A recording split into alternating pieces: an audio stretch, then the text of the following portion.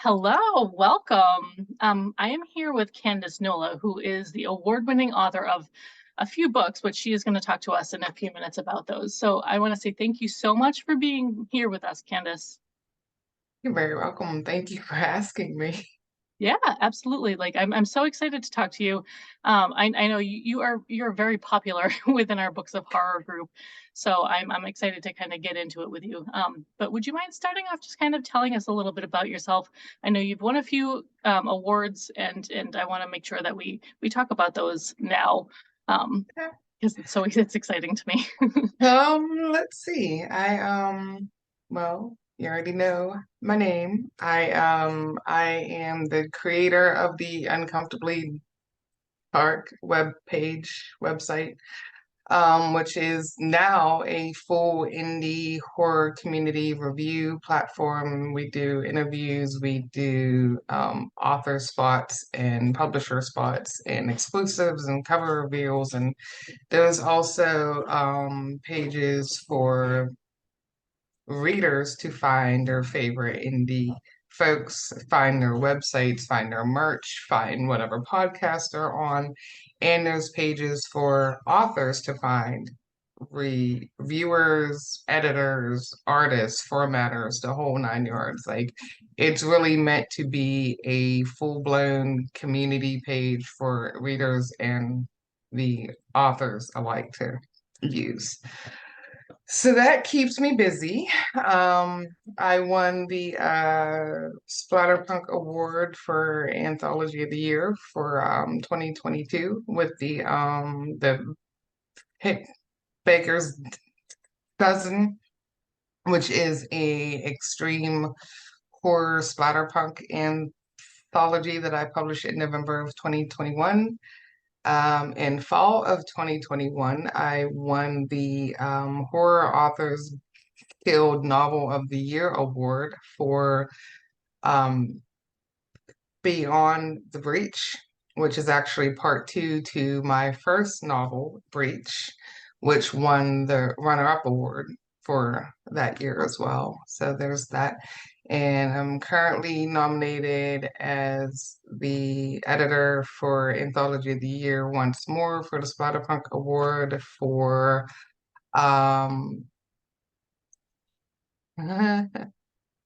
okay. The name of the That's title. okay. It'll be a surprise. It was put out by Federal Press. Let me look it up because I say it wrong every time. It's Camp, hold on before I say it wrong.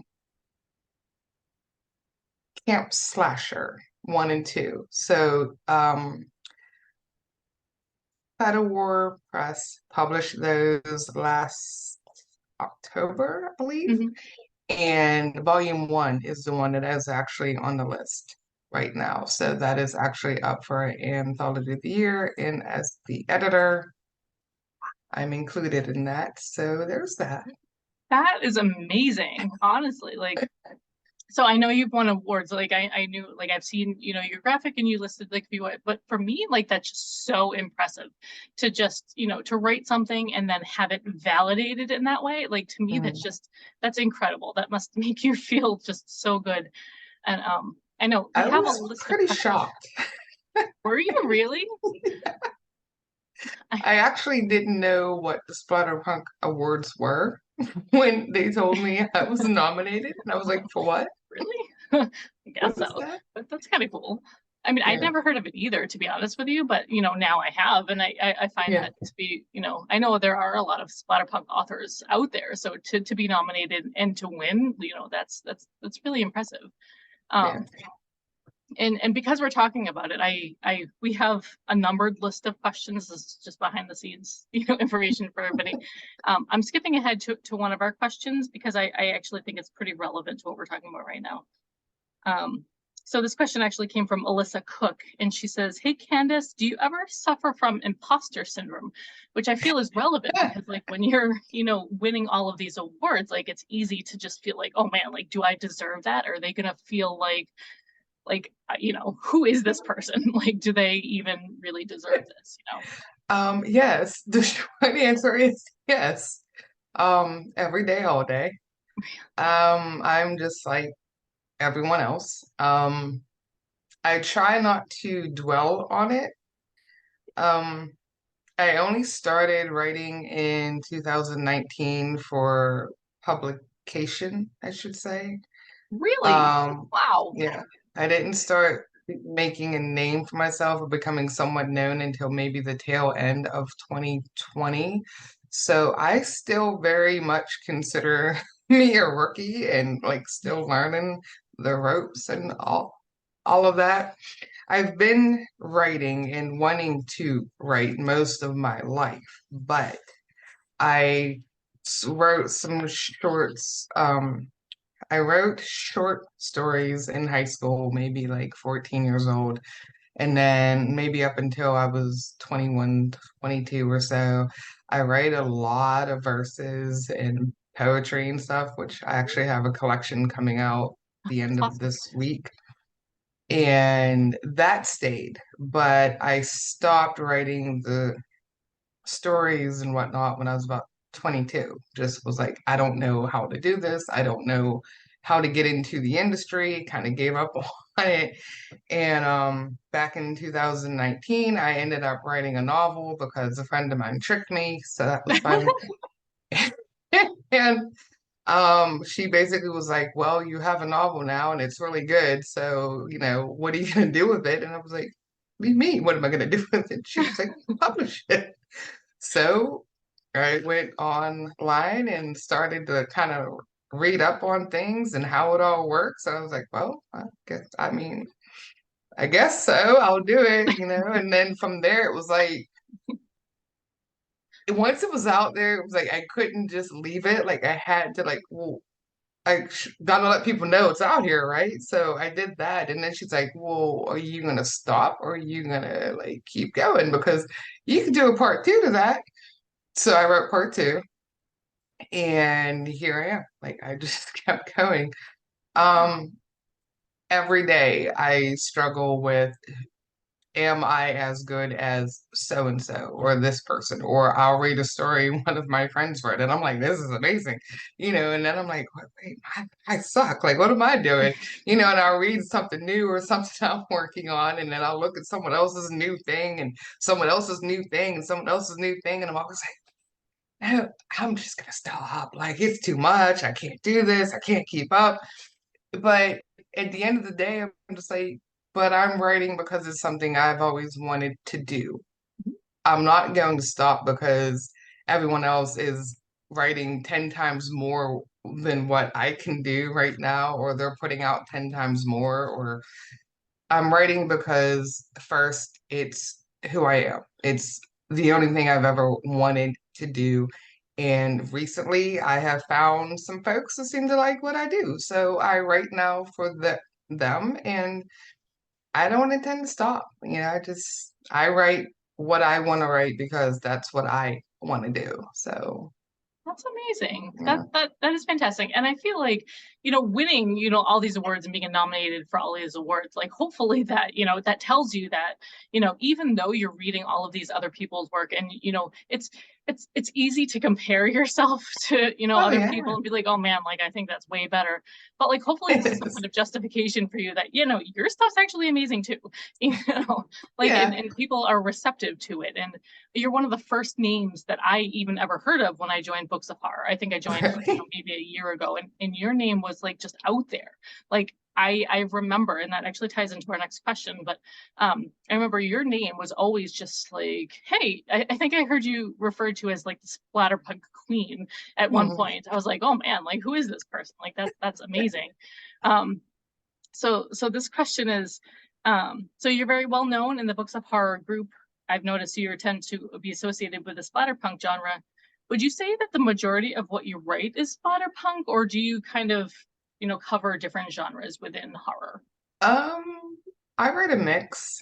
So I do a little bit of that. I do a little bit of extreme. I do a lot of mainstream, or what most people would call like mainstream, with the cryptid stories and Breach. And part two of that is definitely mainstream. Um, some of my smaller stories right now are the splatterpunk and the extreme, while my longer works tend to be more of like the mainstream. Yeah. So So I do a little bit everything right now.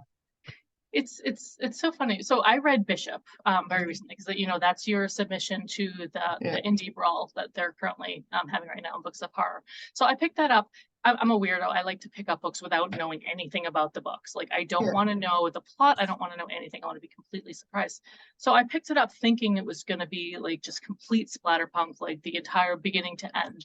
And I read it and I'm like, actually, this is not what I was expecting. It's actually I loved it so much. It's funny because I have a tattoo of basically a book telling a story about like spirits that are lost in the Mm, woods that are haunting people in the woods. So like that is like the story. Like that is ultimately like my favorite kind of story. mm, Um, so that's why I asked that question because you're kind of at this point associated with the genre, but you want to make sure that people know that you're open to lots of different things yeah, and you're yeah. talented in lots of different ways, which I think is very cool. Thank you. Um, so this question is from Stacy Lane Wilson, and she says, "What is your favorite book cover of yours?" And she says she loves the Bishop book cover. And who creates and designs them? Oh wow. That's a hard one. So the Bishop cover is probably my favorite. I have a horror of them back on my shelf. Um, that is one of my favorite ones. I really love the red and the black and the white, just the way it just kind of strikes you. Matter of fact, I loved it so much that when we designed the cover for part two, I told him to use the exact same image but flip it. So we went with the black Oh, and the red, and then we added just a few more things in the background, but it's technically the exact same cover because I didn't want to mess with how striking it was. The covers for that one were designed by Con Noble from Rooster Republic. He does, well, he has done most of mine. He designs the covers for the anthos that I do connected to the website. So those are all him. And he's done Hank Flynn and the Bishop covers. And yeah, he is going to be on forward for all of those. There are three more of those in the works, and then my anthos every year he has signed on to make those. I use Christopher Ruffy a lot now. He did the cover for the generator, and I got him working on a couple other ones here coming up the end of the year. And then I've started to use Christy Allridge and Michael Squid for a few of mine. And then Lynn Hanson, of course, the amazing Lynn Hanson, did the cover for my poetry collection that's coming out next week. And it's amazing. So, awesome. Well, I'm yeah. looking forward to that. What's the date that it comes out next week? Just so we can look forward to it. It's on Friday, June 30th, I Okay, believe. 30th? Yeah. awesome. Are they horror poetry or is it like all kinds? Dark poetry, I Mhm. guess this one is very much a personal collection. It's a lot of, well, it's called Unmasked for a reason because it's who I am underneath all the other stuff, under the professional and the author and it's me at my heart. And yeah, it's unlike what most people are used to. I don't write the flowery stuff. I write a lot of pain and heartbreak and bleak sort of things. And it's written very plainly. I don't use a lot of flowery language or like hidden.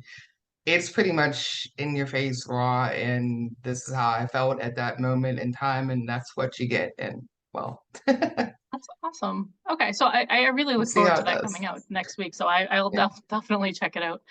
I love when people are just kind of like really raw like that, because Yeah. I mean And most of the Yeah, poetry that really I read nervous is just about like, it. So, well, I know. I think that's probably the imposter syndrome, like just kind of oh, like oh the yeah. on this side, it's like, but like on this side, it's like, actually, you know what, you're awesome. So this is gonna come out and it's gonna be great. And I feel like you have a following already, and I feel like Yeah, it'll be well received, I'm sure. I I'm hope looking so. forward to And it. if not, well, I tried. Yeah, and then you just move on to the next thing because I am sure you have 100 things kind of in your brain, ready to go. Yeah, I have a whole list. And that is going to be a question coming up. So, um, so this question is from Darcy Nielsen. She says, "Have you ever written a character based on someone you know, like some of their characteristics or traits?" Yes, everything I write. Breach and Beyond the Breach is actually a lot of me. Oh wow. The Where Bear books are actually very loosely based on my oldest and closest friend. It was his idea, actually, Oh really? the whole Where Bear Write a book thing. about me. So that is very loosely based on him. The character in the generator that I just read is based on somebody that I know. Um, Probably most of my longer works, there's a person or people in there that I have added like their traits in and things like that. And but there's a lot of me in pretty much everything that I've written. So, I feel like that makes sense because you know you best, mhm, yeah, yeah, So that's actually really cool. I like the fact that your friend asked, it was like, "Hey, can you put me into one of your stories?" That is the coolest thing because he's basically yeah. now immortalized in that story. Yeah, it's actually his name. Like Oh, he really? is, that is his name. Wow, that's actually really cool. Bishop Yeah. is his name. So, Oh, his name is Bishop. Oh man, that's yes. amazing. It's funny Hmm. because you have a character named Aaron, and I was like, oh my God, that's me. Like my name's Aaron too. And like I'm just like I feel like it's weird connection with this character just because we have the same name. But Bishop, Yeah, that's an additional like it's actually yeah, like written for him. That's really it cool. is. Um, so this question is from Reese Bowling. Hey Candace, what inspired you to become a horror author? I think Life, we kind of talked about that a little bit already, but just life in general. the horrors of Um, life. I was raised on a lot of horror. My my mom and dad were paranormal investigators for a long time. That's awesome. My dad was a cryptid investigator for a while too, and he was always very open-minded about other realms and other dimensions. And at the time, we watched whatever my dad watched. We had one television in the house, and when he was off of work, we watched what dad watched, and he was a horror fan.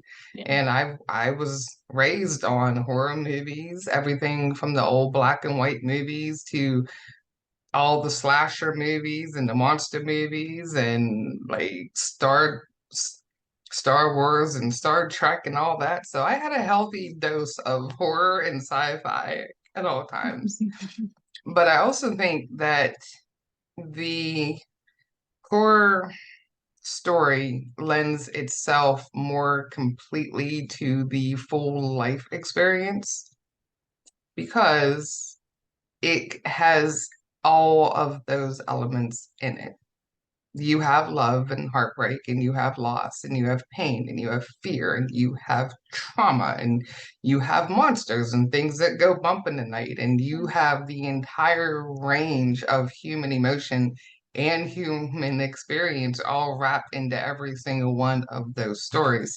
And I feel like it just gives you room to do so much more with the actual storyline compared to if you're gonna write romance. Well, okay, but you're not going to decapitate somebody in a romance story. No, Like, but that I would be mean, amazing if they most did. often not. But if it's a horror story, you can kind of work the romance in there with the horror and drama, and you kind of have all those elements. And I just feel like it's more true to life as it is, and it lets you pretty much tell whatever story you want, however you want to write it. Mhm. I kind of I think that's how you've found the success that you have because there are horror writers who are just like, okay, I'm just gonna run right in and here's a bunch of gore and here's that is for a lot of people, but like the books that you write have all of these elements, so they appeal to a lot of different people. So. So I feel like you've figured out the key to kind of getting a lot of people on board. You want to feel those emotions too on top of it. Mhm. Yeah, I you, think you want something that most people can relate to in some way. And the more you have in it, the more people will find to relate. So yeah, it yeah, works. absolutely. It does work. I completely agree with that. I think that's actually a really like important way to think about it. Thanks. Um, this question is from Erin Mandrakia. She says, "Are there any places you've traveled that have inspired your books?" Inspired them. Not really.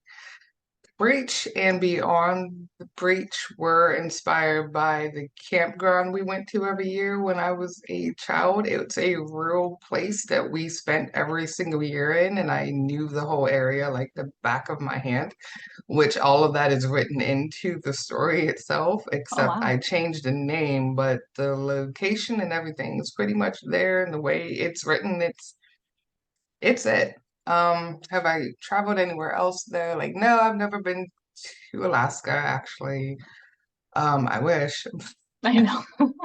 But other than that particular one, no, I mean, there are places in each um story that is pulled from places I've went, but not any real location that I went and I was like, okay, I'm gonna set Hank Flynn in this town in Kansas because when I went, I loved it.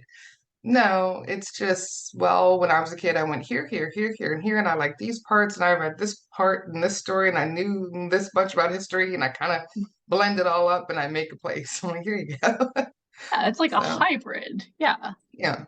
I feel like that makes a lot of sense. I love the idea of the campground though, because like for some reason, campgrounds for me are just like really creepy.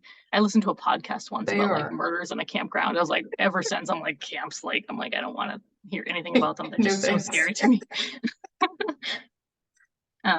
Okay, so this question is from Terry Savage. She says, what is your favorite fantasy animal or cryptid when you were a kid? He gives examples, unicorns, Pegasus, Bigfoot, or other. Or did you not Mm, even think about them? all of them. I lived in books. Unicorns was probably my number one, kind of still is. Um, from there. Dragons, always a dragon, always reading a story about a dragon. And then after that, I kind of got more into like the monsters and the Bigfoot and the things under the bed. But when I was a kid, I was more into the more friendly monsters like unicorns and Yeah. dinosaurs that didn't want to bite off your head. Yeah, I know that. Those types of things. But yeah, I was always into that. That's so the next question is from Neil Fournier. So it's kind of going off of that idea. If you could have a cryptid as a pet, which would you pick? A unicorn, You would pick a unicorn. Yeah, I had a feeling of because you were course. like, it's still, it's still your favorite thing. Who wouldn't want a unicorn? you It's the only thing I want is a unicorn. that is awesome. um, okay, so this question is actually you talked about your website already, so I'm actually going to skip this question. Okay. You talked about uncomfortablydark.com Mhm. already and kind of what it entails. So I encourage everybody to check it out. I did take a look at it, and there's a website. I mean, not a website. There's a link to sign up to your newsletter. So I do Mhm. encourage people to sign up for that, um, so you can get updates and everything. So that's actually a very cool thing. Um, so you've made a name for yourself in a male-dominated genre. Do you feel like it's more difficult for women to break into horror? Overall, yes. Did I feel like I had a hard time with it? Probably no more than anyone else. When I started being somewhat recognized and making a name for myself, the first group of folks that sort of welcomed me in were all male. They're all in the Awesome. Baker's Dozen anthology. And that's why they're in there because that was the first group that was like, hey, how's it going? And here, check this out. And I can help you with this. And if you got a question, feel free. And that's how they all got in the book because I was like, this is really cool. And what if I invited all of them to do this, do this anthology? And just as like my way to say thanks, you guys have been great. So like I don't feel like I had any issues with it, but I'm sure there were, and I'm sure there's folks out there that first that were like, I'm not gonna read her. She doesn't know what she's talking about. Women can't read She's her. Like just a stupid woman. Yeah. I've heard it all. Like I've heard all the arguments, and I'm all over social media. I'm on Twitter and Instagram. Mhm. Seen all the nonsense. But I also feel like we can write it just as well as any man can, if not more so, Yeah, because our absolutely. emotions run on a different level. And I sometimes feel like the range of emotions a woman can put into the story is vastly different from what a man can do or will do. So I just feel like it adds a whole different element. Yeah, And I absolutely there's agree. the vast majority of horror readers right now are women. Mhm. I know, I They noticed that. outnumber the men. So, In the yeah. Books of Horror group, which it's opened to my eyes to a lot of things, but the Books of Horror group is basically the authors seem to be mostly male, but the readers Mhm, are mostly female. So mhm, like that's why I think that's kind of an important question to ask, because it's like, mhm. and that's the whole purpose of this series is to bring attention to female authors, Yeah. because like you said, like your book has a level of emotion that you don't really find in horror books usually, and that's why they're so great. So I'm glad that you haven't really found that to be much of an issue for you, but I know like in Not general. blatantly. I haven't had anyone like blatantly approach me with, you shouldn't be doing this, you should be doing like I haven't really had that, but I do know it is out there. I Yeah, just haven't had anyone approach me directly with it. yeah, So, yeah. I mean, I've definitely heard stories, but yeah, it's yeah. it's great that you have it. Like you, I think you just hit the ground running, and people are like, oh, like I'm not gonna mess with this girl. Like like she's just finding success all over the place, and to kind of even try to tear her down, that would look poorly on them. you Oh know? yeah. Yeah. My cat decided to join us. Excuse Your me. cat's having a good time. Um, Okay. So this question is from Wendy Dalrymple. She says, Candace, what are a few of your favorite horror books and films? I'm horrible with names of things. That's okay. There's so much in my head that I honestly like I read something and almost forget the name of it immediately. But let's do it like this. So my favorite horror authors, hands down, currently in most of my life, obviously Stephen King because Yeah, because Stephen he's the King. king. I He's the mean, king. but as far as what really pulled me into the horror industry itself and like devouring everything I could find when I was about 19, 20, and then right after that, um, Jeff Strand and Lee Mountford and Ian Rob Wright and Ronald Malfoy and Christopher Ruffy and all of these guys that are like Jack Ketchum and Richard Lehman, anything along those lines, like all the slashers and all of that. Like I have read everything they've ever written. I own everything they have ever written, and then some. Films, horror all the way. I don't watch anything else. I don't do Oh, wow. romances. I don't do comedies. I don't do any of that. I do horror. The Exorcist is probably my number one. I've seen it far too many times I can count. There's a movie called The Ritual on Netflix that I've probably seen far, far too many times. Um, I did just watch the new Evil Dead one, which I really liked a lot. The Pope's Exorcist that just came out, I really enjoyed that one. So those are some of my current favorite ones right now, but favorite horror movie ever would probably have to be The Exorcist and or The Thing, because that was the last movie I can remember that actually scared me, and I probably watched it for the first time when I was 9. Yeah, I had nightmares for probably a year, and I was like, "This is awesome," and then I just here I am. So That's fantastic. I just watched The Exorcist for the first time, I would say maybe like a year or two ago, because really, I used to be scared by everything, and now I'm not uh, scared by anything. So I'm like, I'm gonna watch this, and I'm like, yeah, no, okay, like this is an amazing movie. I've been missing out my entire life. that's a big switch. Well, welcome to the dark side. I know, yeah, like this is a whole new world for me, Yeah, and it is. I'm excited to be here. I'm like the whole time I'm just like, oh no, never, like I could never do horror. And now I'm like, that's Yeah. my life. People Yep. were like, what happened to you? I'm like, at the So much time, for you to explore now. So much. exactly. There's a whole world in front of me, so I'm excited to get to it. Um, um, oh, so we already asked the imposter syndrome question, so that's good. So which of your novels would you like to see made into a movie or TV show? All of them. Oh, of course, yeah. But Breach and Beyond the Breach were actually written with the intent of them hopefully becoming a movie. Oh, wow. Oh, that's That is awesome. all I had in mind when I wrote it. And of course, the Werebear, because why not? Yeah, So because why not? either one of those would be fantastic. However, a lot of people are enjoying the Killer right now, which I also think would make a fantastic movie. So, Yeah. So I yeah. haven't read that one, but I even just the title, like I would be intrigued if that was a movie. It's short, it's quick, it's completely absurd, and it worked. It was my first attempt at making somewhat an amusing sort of storyline because it's not normally what I do.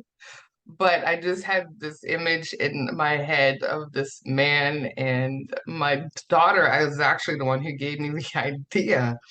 And between her and I and the character I came up with, I was like, well, let's see what happens with this guy. And yeah, it's doing pretty well. Really? That so the unicorn killer, is that like a serial killer type? Like does Hmm. Yeah. somebody and like his name is the unicorn killer? His That's name is Frank, Frank Franklin. He's a very average guy who, he wanted to make a name for himself somehow, and he decided, oh, well, all these serial killer shows and these true crime shows and these people go down in history, and I'm gonna do that. So he oh becomes a no. serial killer, but he's not getting any attention. Like people just like, meh, the cops are like, meh, like there's no leads on him, Who and cares? like no one's really talking about him, and like he's not in the news, and he's like, I need something, I need something, I need this, like I need a big idea, I need a signature, like something. And he's watching this infomercial one night, and there's a unicorn costume involved, and the light bulb goes off, and well, Frank is off to the races. And yeah, he becomes the unicorn killer. Oh my You God. have to read it to find. I was gonna say, I'm like, I love everything about that. I'm like, I love everything serial killers. Like from when I Yeah, was a little kid, like my mom was into serial killers, so like that is really the only true thing that scares me. So like, I am going to yeah. read this immediately. I can't wait. Well, he found a way to make a name for himself. I'm sure that's exactly what he was hoping for, the unicorn. But that's awesome. That is fantastic. Okay, so we actually don't have too much time. We only have a couple of minutes left before Zoom kicks Mhm. us out. So I'm just going to ask this one last question. What projects are you currently working on that we can look forward to? Oh, wow.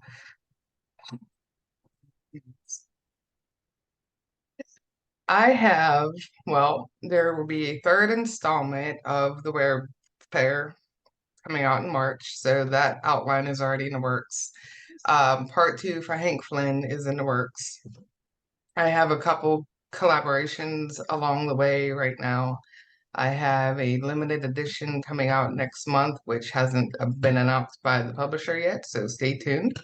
Top secret. Um, I have a bunch of short stories coming out, and then I have a novel I'm actually writing weekly on my Patreon account, and it is nearing completion. So that should be out in the next 2 weeks for anyone that's subscribed to that page, and then it'll be a wide release at the end of August. It's called Transformation, and it is another sort of cryptid tale, but it was intended to be a short story, but it has grown much larger than I envisioned at first. So, Well, sometimes things like that happen. yeah. So just real quick, so you mentioned a Patreon page. I assume that you can sign up for that Mhm. through Yep. uncomfortablydark.com for anybody who's watching. The Okay, links are that's there. awesome. That is Yep. awesome. Thank you so much for joining me. I love talking to you about all of this. And I wish you the most success. And I cannot wait to read this Unicorn Killer book. I cannot wait.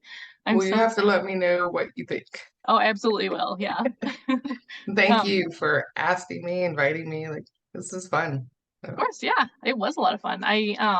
Great. I will talk to you later. all right. Okay. Thanks. Bye. Thank Bye. you.